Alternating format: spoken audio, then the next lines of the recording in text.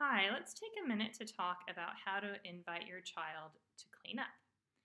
The first and most important way is by modeling cleaning. Oftentimes, we reserve cleaning for when the children are busy doing something else or when they're asleep, right? And so they don't see us modeling very often, or if they do, maybe they're seeing us, run around like a crazy person trying to get things really clean and not enjoying it much. So, the first way to invite your child is to joyfully clean. I had a colleague once who had a student, and every time she got a mop to clean something up in the classroom, she would start swearing.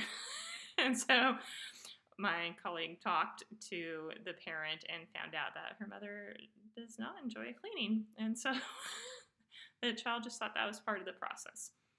So when you model joyfully cleaning in front of your child, they'll see it as something that adults do because they enjoy having a clean environment and not something they just have to get out of the way. So that's the most important.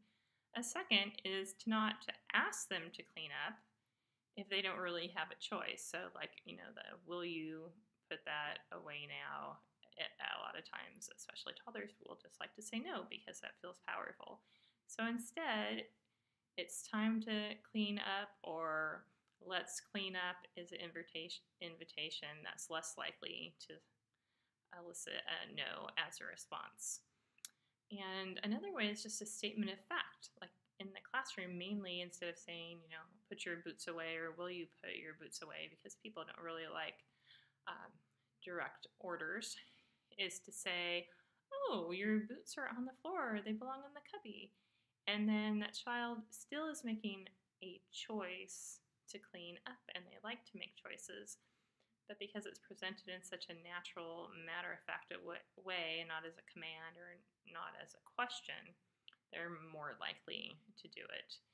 And then if all else fails, especially with young children, just doing it with them makes it more enjoyable. And if you're inviting them at other times to do your work with you, then, it's a more symbiotic relationship, like they're helping you fold laundry and things like that, and you're helping to clean up their toys when they're overwhelmed.